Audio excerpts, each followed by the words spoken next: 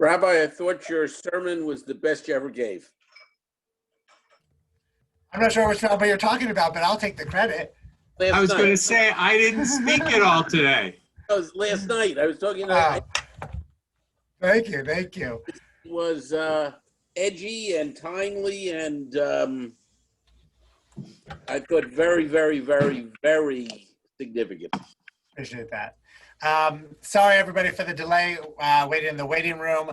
I want to give us as much time as possible to learn with my favorite teacher, my father, Rabbi Kerry Olitzky, before our mincha service starts. So I will turn it over to him to teach us, to inspire us, isolation, assimilation, or innovation, 3 trends in Jewish history, and how we reflect them in our own spiritual journey in Judaism. So it's my pleasure to introduce my dad. Thank you. Good afternoon, everyone. Sorry about the wait and the disconnect with regard to Zoom.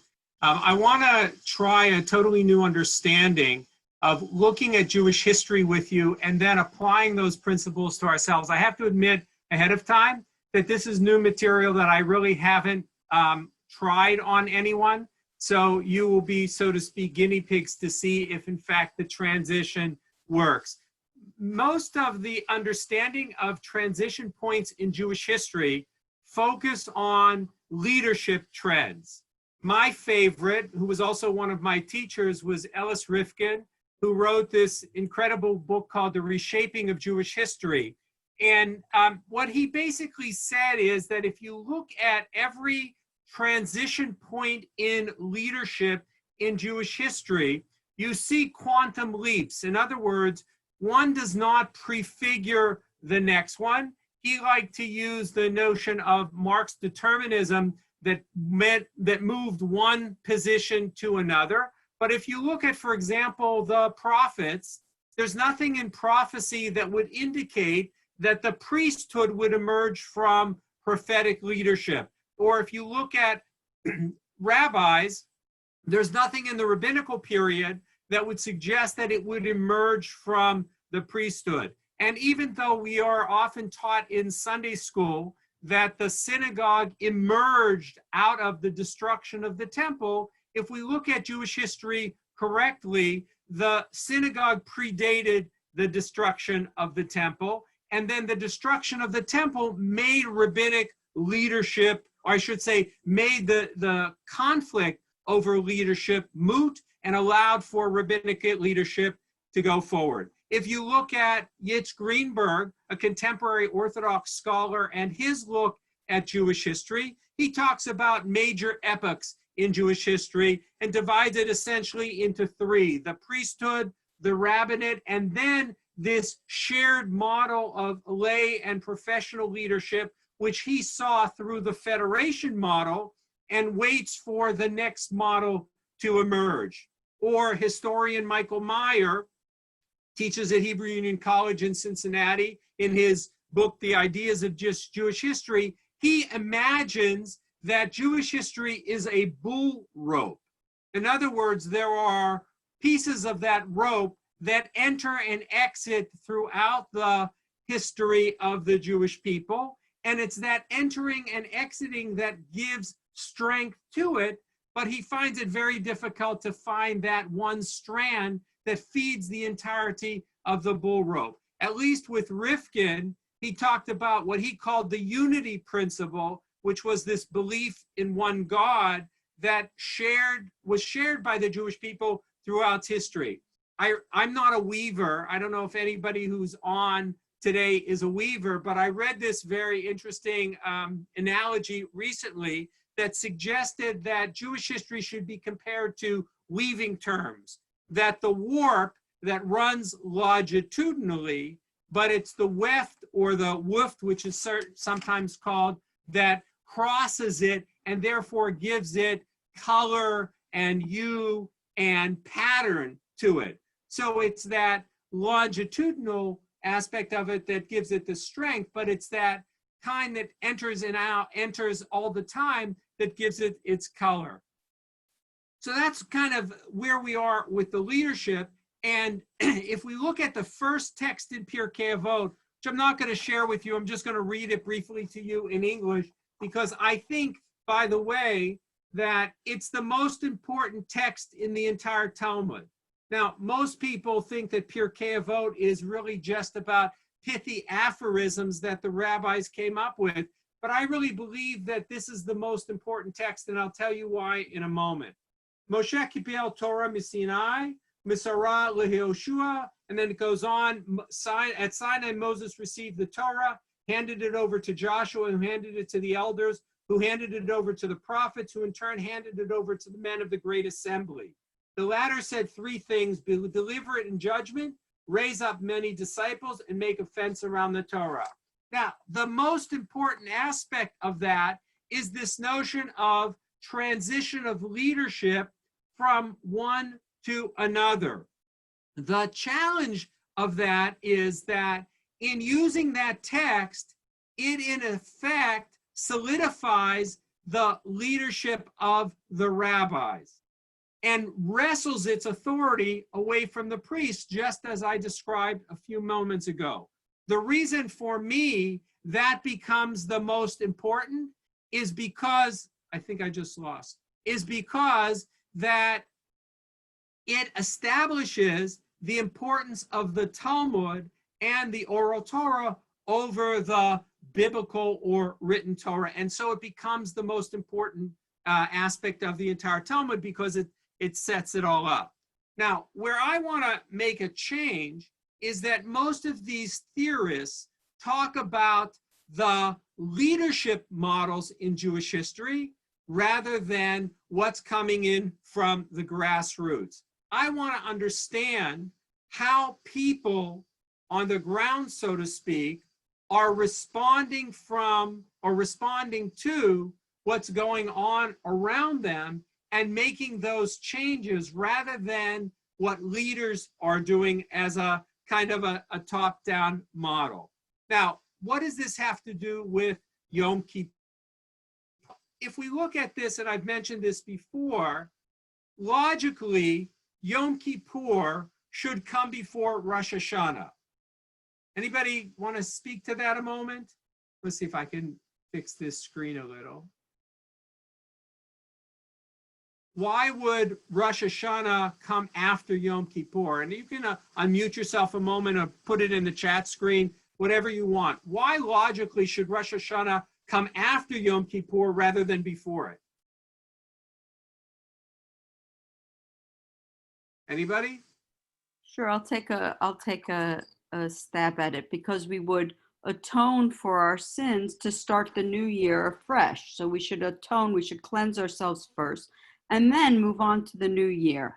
Right, good. So we look at what's going on around us in our own lives before we move on to the new year. But that's because we today separate out, so to speak, Rosh Hashanah from Yom Kippur. But if we look at this 10-day period as one complete unit, then Yom Kippur is not separate from Rosh Hashanah, but is in fact part of Rosh Hashanah. So it makes sense that we should look at what's going on around us in order to prepare for the year ahead. We're right now in a very vexing period of time in which we can look around us. Even before the pandemic, we were at a period of time in American Jewish history in particular, and in world Jewish history in general, that I see some people have also added to the chat if you want to look at it. But it's basically talking about the same thing, finishing off one year before going to the next year. In any case, before this pandemic started, I would have argued that we were at a transition period in American Jewish history anyhow, so much so that when historians would write about this period, let's say 200 years from now, they would probably call this the era of transition. This rapidly changing period of time in which the only thing that we can be sure about was that at the end of this period, the American Jewish community would look nothing like it did then when it started. Now, we blame a lot of the change that was taking place, again, before the pandemic, on the recession of 2008, which we saw some rapid changings taking place. But in fact, some of those changes, which were economically driven, expedited what was taking place rather than causing it. Now, what does that have to do with the period of time we're in right now? I would like to argue that some of the things that are happening during the pandemic and our adaptation to the world around us was already in play, and yet was a catalyst for some of these changes.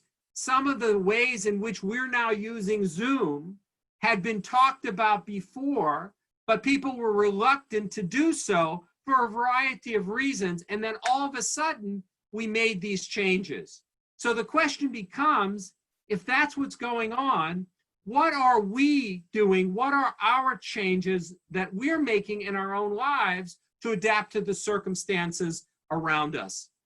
In other words, what are we doing to respond to what's going on in our personal lives? And obviously the things that synagogues are doing for us in the Jewish community are pretty obvious. But I'm talking about in terms of the personal changes that we've made. What have we done differently as a result of the changes that are taking place around us in order to move forward into the next year? And again, feel free to unmute yourself or enter the chat box as a way of responding to this question. I would think, among other things, we are adapting to the technology that's available to us in ways which we have not been comfortable doing until now.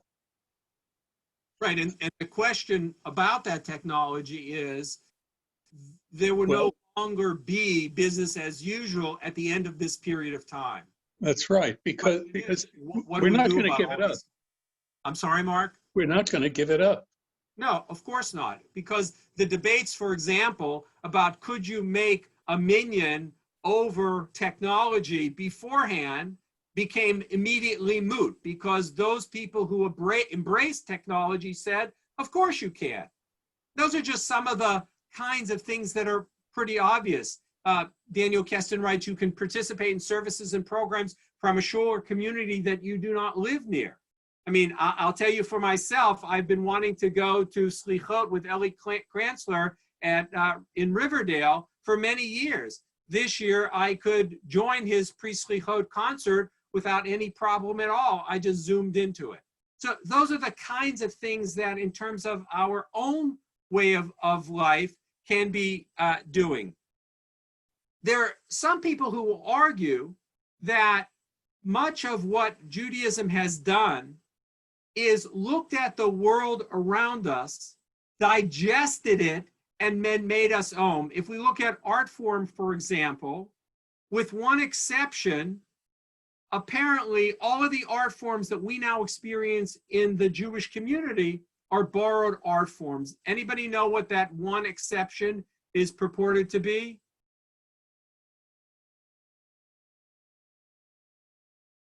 Micrography. This notion of drawing pictures with very small letters. For those of you who have spent time in Israel, you know it's a favorite art form among the artists in Sfat. You may even have one in the room in which you're sitting in participating today, as we do. But micrography is supposedly one of those few art forms that is indigenously or authentically Jewish, and everything else is borrowed. Now, we could say the same thing about other things in terms of the Jewish community. So what I would like to propose is that there have been historically three approaches to the Jewish world and the world around us in a way to ask ourselves the questions, how are we going to now prepare to go forward? Those three areas are the ones that we kind of promoted this session. The first one being isolationism or insulation from the community around us. The second one being assimilation as distinct from acculturation. And the third would be innovation, or what some people like to call adaptation. So again, isolation, assimilation, or innovation. those are the three models. Now let's look at some examples of those historically before we look at them in terms of our own world. The far religious right in the Jewish community today would be an example of isolation or insulation, even though we know that many of the attempts to do so has bred people who want to leave that isolationism.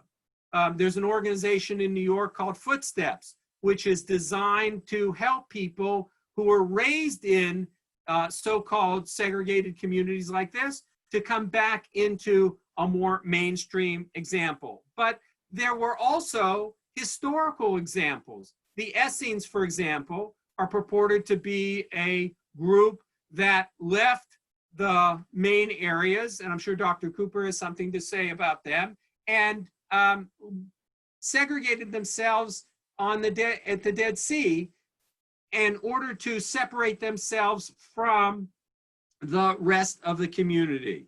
The shtetl and the ghetto, in many cases, were isolationist communities that were imposed on us rather than chosen for us. And in some cases were then embraced by us, especially when we think about it nostalgically. Or the Pale of Settlement was, again, a geographically imposed isolation. But there are various trends in Jewish history in which we attempted to isolate ourselves from the rest of the community. Assimilation, and there's somebody who teaches at SUNY Albany, a guy named Richard Alba, who I had the pleasure of meeting some years ago, who said that one of the things that was unique about the Jewish community, especially as it entered the American scene, is that it really didn't assimilate and give up most of what it had brought with it, but instead brought that into the main arena. Stephanie has a hand up, but I don't see her on the screen. So if you want to unmute yourself.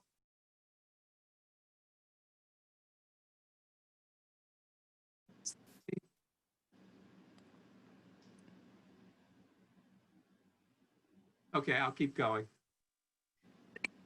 We do have examples of people who totally assimilate and wanted to throw away that Judaism. There are many stories, and some people joke that if they were to dredge New York Harbor, they would find lots of examples of tallis and tefillin laying on the bottom of the ocean. That is, as soon as people came from Europe, they threw away much of the Judaism that they had known before.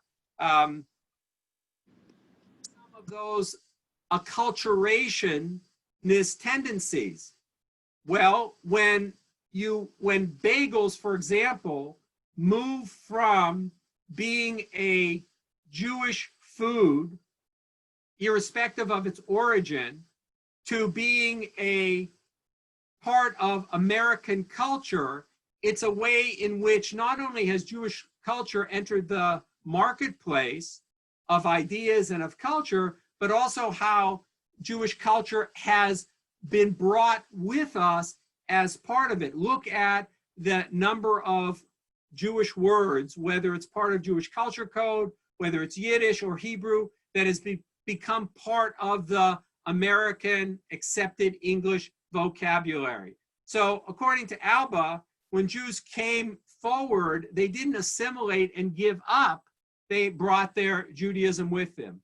Now, historically, we have lots of examples in which this tendency to assimilate became so much part of the main culture that they left Judaism behind. One historical example would be the Ethical Culture Society, a movement in 19th century. Felix Adler originally was trained as a Reform rabbi, became radicalized, that we talk about that term today, but in the terms of, we termed assimilationist, and eventually ethical culture became separated from Reform Judaism and became independent. We still have ethical culture school in New York City, which is one of the remnants of this particular movement. But it's an example in which we fully assimilated into it. Or you have even historical examples of Jacob Frank, a would-be messiah in the 18th century in Poland, where his work bordered on Christianity. So you have all of these examples that are emerging. Some of them were leadership examples coming down. Some of them were grassroots examples from the bottom up. You also have historical examples with regard to innovation. Innovation is something that we seem to, especially in American Judaism, cling to. Perhaps the conservative movement uses it as part of its motto, this notion of tradition and change, this notion of wanting to retain tradition, but innovate in response to the changes that are taking place in society. The rabbinate, as I mentioned, was a historical example when it broke away from the priesthood and emerged independently. But the American rabbinate, or I should say the contemporary rabbinate, is really an adaptive example. It's not the rabbinate that emerged from the priesthood or broke away and became separate. It's really a different model that was adapted more from Protestant Christianity, probably, than anything else. In the same way, the American synagogue is not the synagogue that was created, that emerged from the destruction of the temple. And there are other things that are happening simultaneously. I think that it's interesting to note historically that Reform Judaism and Hasidism were adaptive responses to the same historical challenges, the over-intellectualization, the over-ritualization of Judaism, except they went in very different directions. It's ironic, though, that Isaac Mayer Wise, who was the founder of American Reform Judaism's institutions, actually failed as a leader, in that when he first tried to create an institution that would train rabbis for America, this was before there was a notion of Reform Judaism, but really was talking about American Judaism, he failed. And it was the president of his synagogue in Cincinnati that really brought together other lay leaders in order to create what eventually became the Union of American Hebrew Congregations and eventually Hebrew Union College. So it's another example of what's coming from the grassroots up rather than the leadership down. Now, that's a whirlwind tour because of the time that we have with us to get us to the point of looking at these three ideas in Jewish history, these three approaches, either isolation, assimilation, or innovation, to say, where are we now? Not only where are we at globally or community, but where are we personally in our lives in the process of not only this period of time because of where we are historically, but this process of time in the pandemic. It's almost 7 months since the virtual closure of our institutions, since we've made these radical changes. What are we now prepared to do in the year ahead? Are we prepared to isolate ourselves? Are we prepared to assimilate more? Or are we prepared to make adaptive change? And that's where I really wanted to end up this conversation and open it up to a conversation with you about what are the preparations that you're making in order to move forward in the year ahead. So I'll pause briefly because I'm speaking a lot and speaking quickly. Either enter into the chat or unmute yourself if you'd like to respond to any of those notions. Andrew, go ahead, Andy. Well, I think the adaptive branch of your talk is interesting because the question might become what adaptations we're going to make that once the pandemic ends that we will keep. So it's kind of like we'll be going backwards and forwards in terms of adaptation and retaining what we had before. It's like a hybrid situation. if and when the pandemic ends. Yeah, I would just respond in two ways. One is I think that one of the challenges that the American Jewish community was facing before the pandemic was a lack of adaptive leadership. You saw closures of institutions on the one hand and 600 startups in the Jewish community last decade on the other hand. So there was tension there in terms of that. But what I'd really like to ask is even more personally, and that is, that's a kind of an institutional response, but based on your experience during these last 7 months, how will you respond differently? There are a number of things in the chat. Reba, for example, I feel like it's hard to prepare since we have no idea what will come to be on an almost daily basis, but did plan to be able to have social gatherings outdoors for as long as possible. Cheryl Hoffman says, I have always been and think we need to be more adaptive to more music during services. Maybe there can be a time before sunset that online there is a musical service. So here you have two examples of things that have changed during our attempt to adapt during this period of time that may open us up to additional things in the months and years ahead. And they may, in fact, change the nature of our institutions. They may enliven the institutions, but they will certainly change because it was Thomas Wolfe who famously said, you can't go home again, or the Greek philosopher Heraclitus who said, you can't step in the same river twice. In other words, we have been changed as a result of this. Michelle says, I think Zoom Shiva may be here to stay. It's very possible. Anybody else? I think that would be the worst thing. I mean, the problem is we're now going to have to balance that very Jewish community idea. If you need 10 to get together to daven, but for a very good reason, so that you have a community doing it together, feeling together, versus, hey, I can just go by Zoom. I was thinking more along the lines of getting people from around the country and around the world in the room. But you see, but the guy next door can say the same thing. That's the problem. It becomes too easy to say, I'm just going to Zoom in. And that's I think we're going to have to deal with almost immediately. That becomes an institutional question. I really want to try to get back to something more personal of how you will make these changes as a result of these experiences.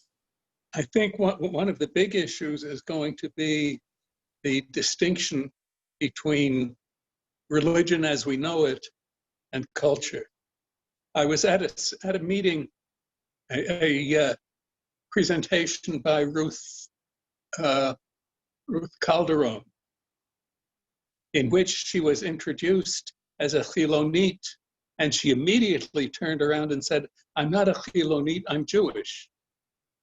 Yeah, for those, Ruth Calderon has been an advocate in Israel for the study of sacred texts by so-called secularists as opposed to religionists, if you will. Right, but the point is that she's by no means a strict secularist. She's not a Chilonit. I don't see how. I think that one of the challenges is that our understanding of secularity in the United States is very different than what secularity actually is in Israel. That is, that when we talk about cultural Judaism, it means something different here than it does in Israel, because when holidays are celebrated, for example, in the public square as part of the national culture of the country, they don't necessarily see it as religious. Whereas if that same thing takes place in the United States, it automatically becomes a religious item. One of the trends that I've seen over the last 5 to 10 years is a willingness of people to mark Jewish time in non-traditional ways, which again, has been very popular in Israel, but was not very popular in the United States, because the only places that you could express your Judaism especially at holiday time, was in traditional institutions. Since that is less and less the case, and there's more and more opportunities for non-traditional institutions, I think the way that we are expressing Judaism is becoming very different. Yep. But on the other hand, we have what I see from outside, what has been happening in the reform movement, which has been a return to a more traditional style in many respects. I remember. Go ahead, Mark. I remember when I was, I think probably maybe 10 or 12, spending a weekend with a family that took me to the principal service in their community, which was on Sunday morning. And I was entirely blown away by what I saw, because it was so different. I now find myself enjoying the broadcasts from Central Synagogue, because they provide an expression which has at least a similar feeling to what I was used to, and many elements which could be interchangeable with this conservative synagogue. Well, I think that we could spend a long time analyzing the trends of the reform movement. You know, ironically, you mentioned the Sunday service. That was actually the subject of my rabbinical thesis, the whole notion of the Sunday Sabbath movement in Judaism, which clearly didn't get anywhere. Although the truth is that the only difference between what it was then and what it was now is we've exchanged the Sunday morning minyan with bagels for what was essentially the service, because in classical reform, the central service of the week became de facto the Sabbath service. Since you didn't have some of the identifying characteristics in the liturgy that you do in a traditional service, you could easily say that. I think that the other point that I would make in terms of your comment, Mark, is that when the reform movement was concerned about not being American enough, they were prepared to throw out rituals that kept them away from that. When you have now a generation or two that feels fully American, then they feel comfortable enough embracing those rituals that their parents or grandparents kind of cast aside. So it's a whole thing in terms of the pattern of immigration, especially in the United States, and the evolution of the movement. I think it's a complicated issue, because if you look at the ideology of the movement itself and not its ritual manifestation still remains the same. But let's get back to the question in terms of our personal changes. Sam, are you raising your hand? Unmute yourself, please. I think there'll be a lot more independent minions forming as a result of Zoom and the lessening of institutions. And I think this is a real challenge for a lot of synagogues.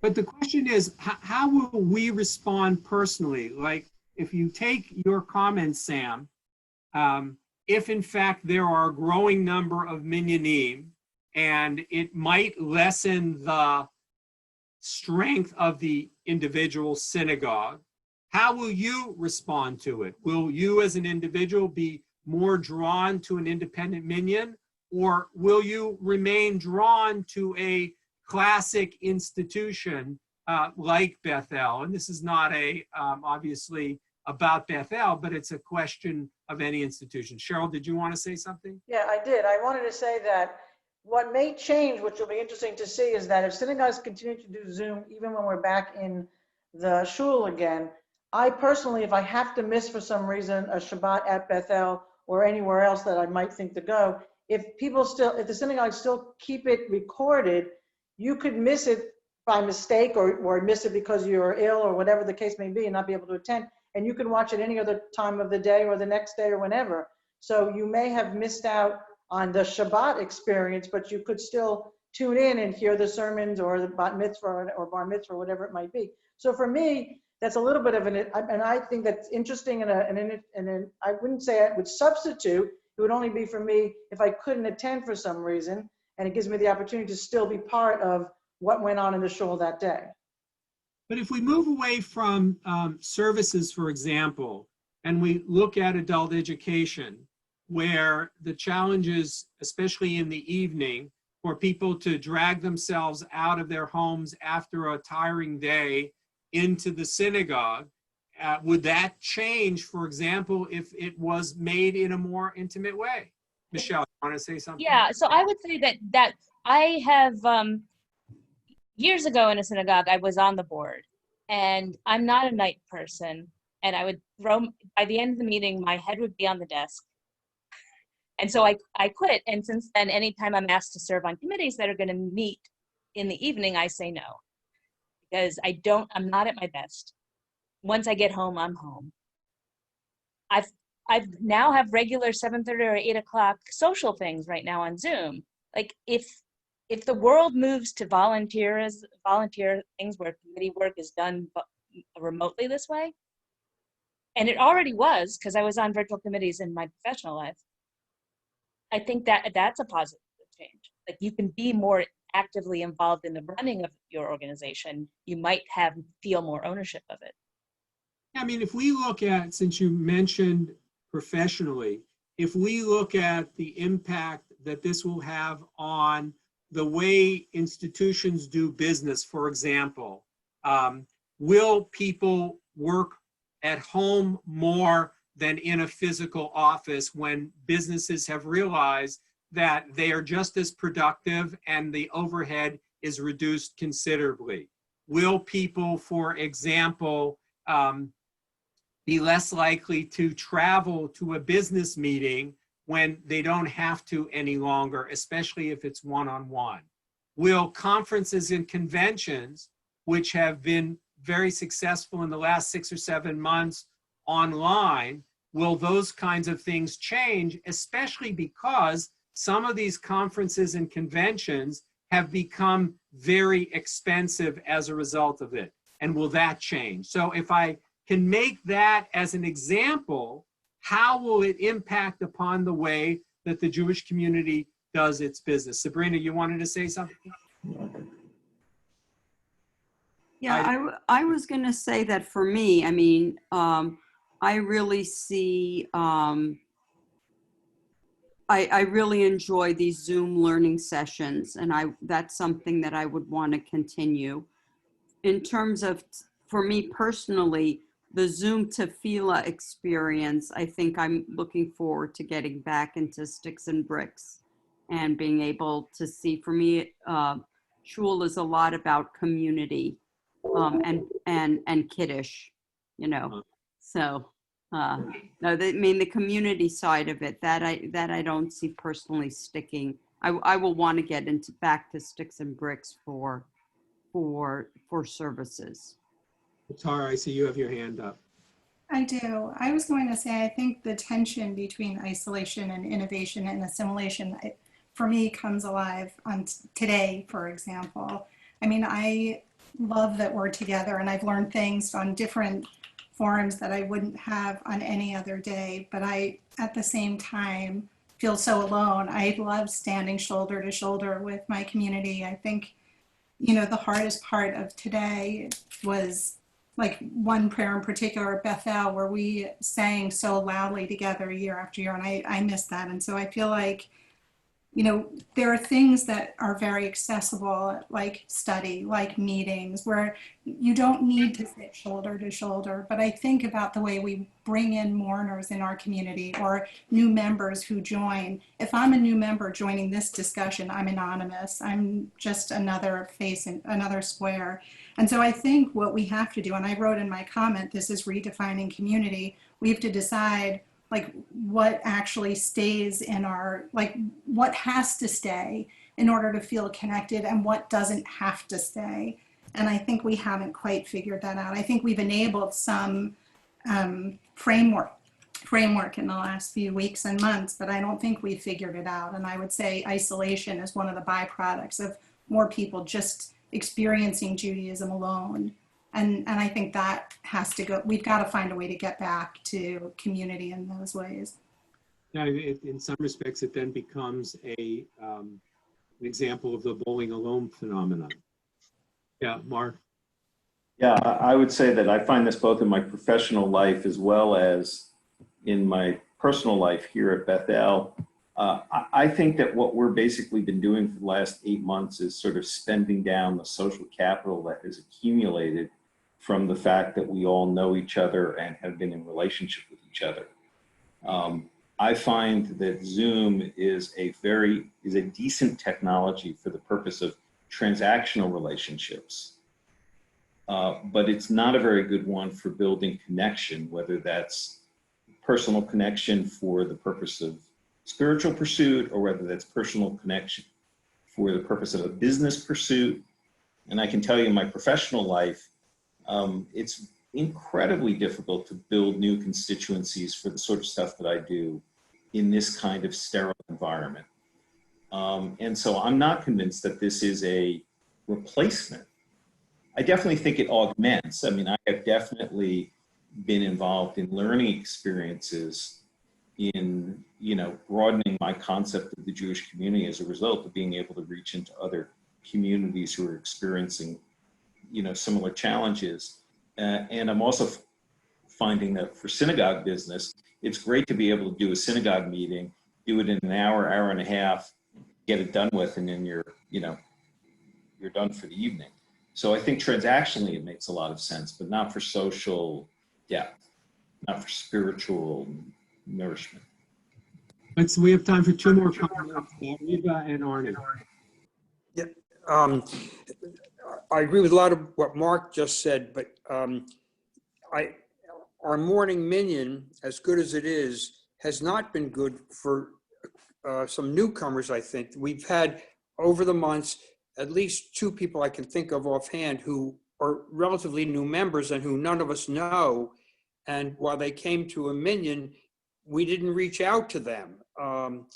And I don't blame them at all for not introducing themselves. It would have been up to us, but there didn't seem to be a connection or a proper time or